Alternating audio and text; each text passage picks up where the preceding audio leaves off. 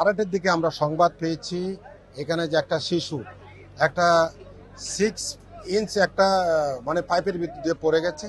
এই সংবাদ পাওয়ার পর আমাদের জনবল তানুর থেকে এবং রাজশাহী থেকে আমরা আসলাম।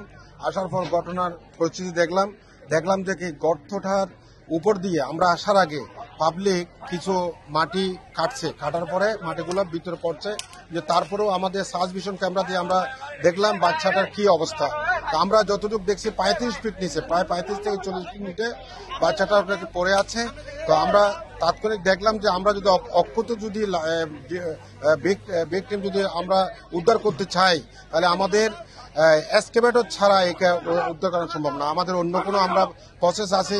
যদি লাইভ ভিকটিম যদি মৃত যদি থাকে বলে মনে হইতো তাহলে আমরা অন্য প্রসেস করতাম। আমরা মনে করি ভিকটিম হয়তো জীবিত আছে, এই জন্য আমরা এক্সকেভেটরের মাধ্যমে মাটি খনন করে আমরা ভিকটিম আমরা উদ্ধার করার চেষ্টা করছি অক্ষতভাবে।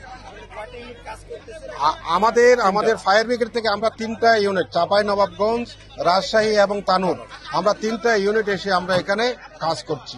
আমি সহকারী পরিচালক, বৃহত্তর Rajshahi fire service civil defence. আমার নাম মোহাম্মদ দিদারুল আলম, সহকারী পরিচালক, রাজশাহী।